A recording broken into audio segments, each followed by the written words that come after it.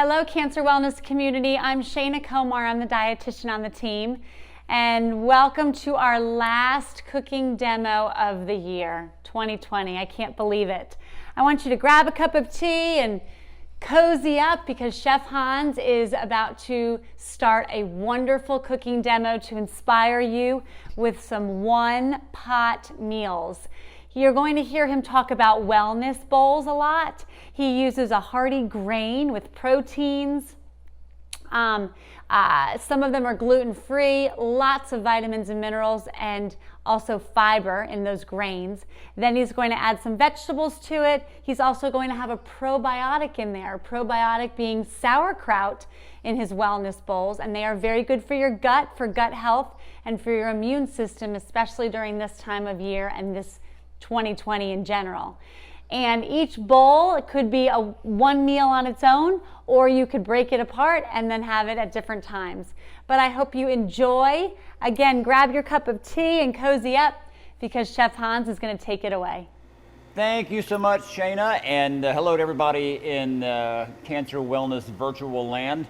Miss being in the actual Cancer Wellness Center. That's always one of the highlights of my year, of my month, anytime I can come in there and actually interact with people. But obviously, with COVID, we're being a little cautious and keeping separate, but we still have to remember to eat healthy and take control of our nutrition. You know, throughout your health journey, or if you're a caregiver, throughout your, well, honestly, your journey too, one of the things we can control in life is our nutrition, right? So that's the kind of thing that I always like to focus on. There's a lot of things on this path that we can't control, but nutrition is one of them. So Shayna mentioned the Wellness Bowl, which is something I've kind of become known for, and really it sort of was born of this need for me to kind of keep things interesting, because I get bored of just eating the same thing over and over again. So I like to have on hand a lot of prepared ingredients, things like brown rice or cooked beans or quinoa, a lot of different grains and beans, things like that, so that when I do have a craving,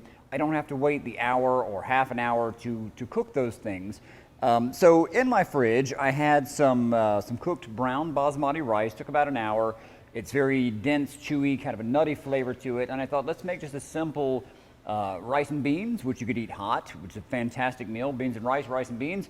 Fried egg on top. It's a great thing to have on hand, but it also makes a really simple salad.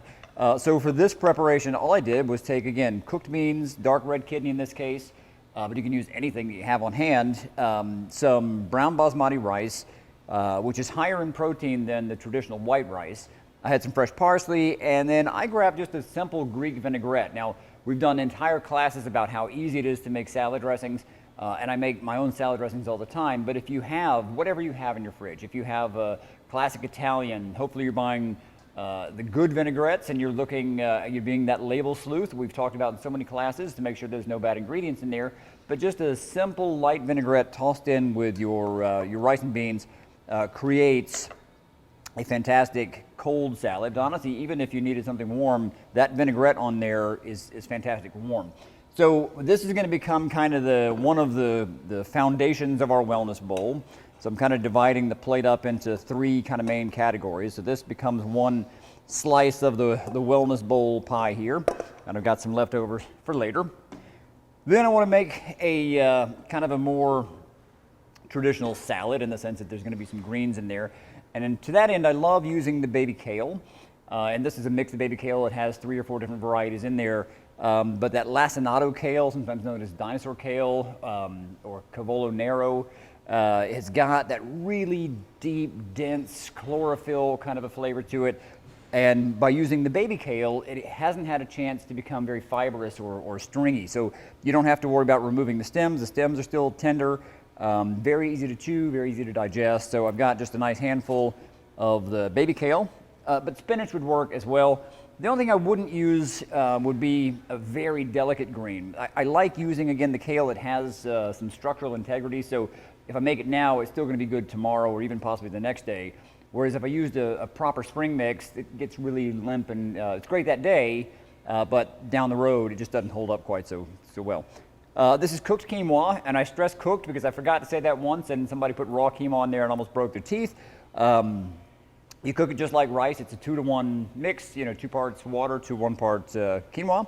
and it takes about 20 minutes. You fluff it with a fork. It's super chewy, dense.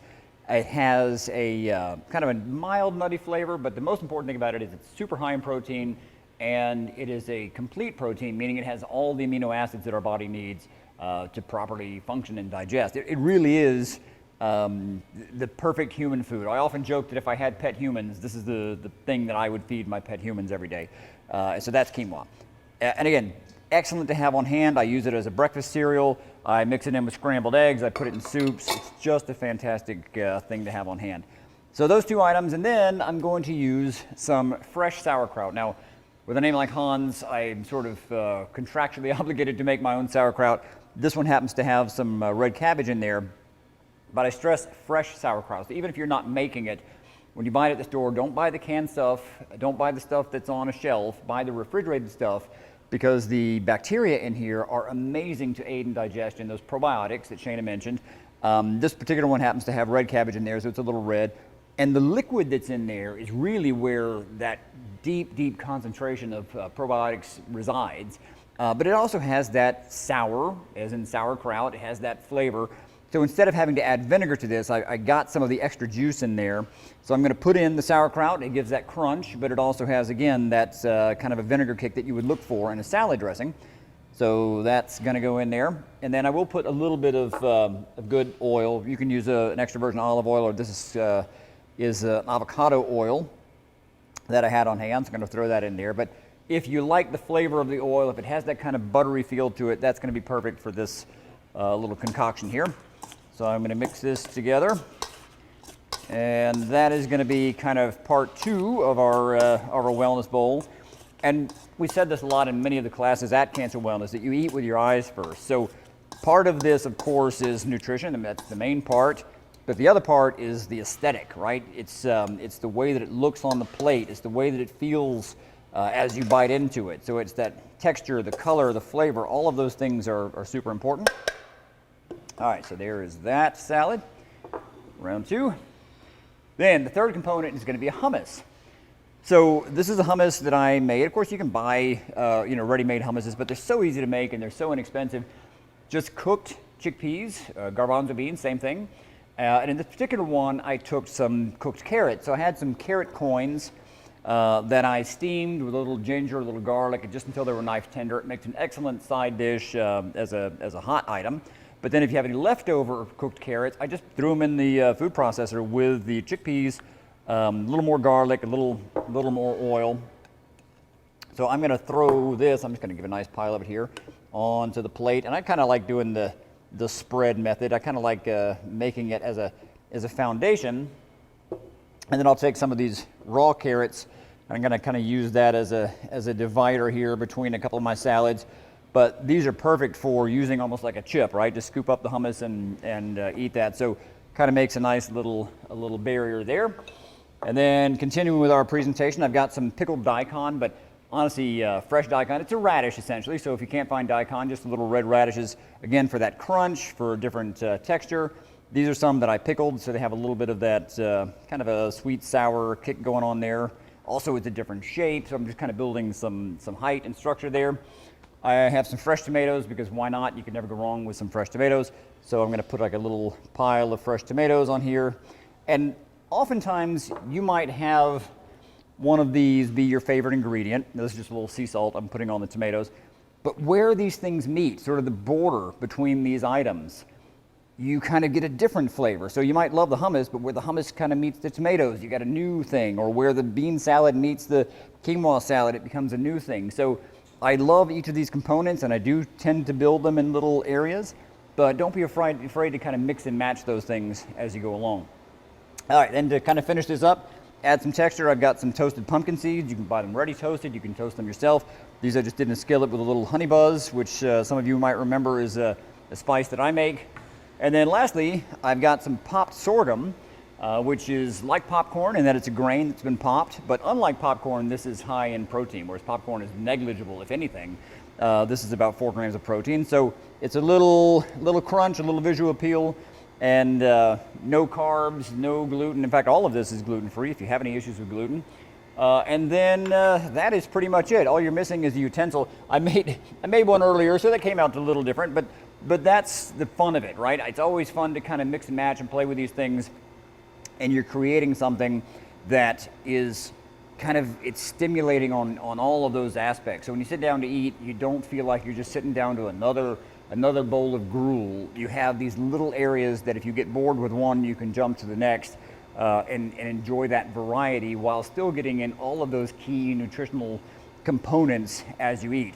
And the great thing about all of these things will last for several days in the fridge. So even if you do create more than you can eat, you're totally fine to wrap that, put it back in the fridge, and come back to it later. It's great cold, it's great room temperature, and some of these items would be good warm. Like I said, the rice and bean salad would be good warm, but it's a fun and exciting way to eat that kind of keeps things interesting. There's so much, as I mentioned, that we cannot control along our path through life, but nutrition is the one thing that we get to decide every day. Do I want to fuel my machine, this engine, with something that's going to keep pushing me forward, or do I want to eat something that's greasy and fatty and heavy and overcooked or overprocessed? So it sounds cliche, but I always say that if I eat that way, I feel greasy and heavy and overcooked and overprocessed. But if I eat fresh, vibrant, healthy foods, I feel fresh, vibrant, and healthy. And that's what I always try to focus on. We are running out of time because I tend to talk too much, which is, I've got the gift of the gab. I look forward to us meeting once again in the actual kitchen there at Piedmont Cancer Wellness.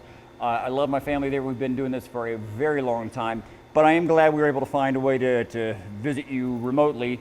I am not looking in your fridge behind you. I trust that you're eating well, but I do hope that you are taking care of yourself. Have a great rest of the year, or if you're watching this at the beginning of the year, Happy New Year, and we will look forward to seeing you soon. Until then, take care, be well, good night.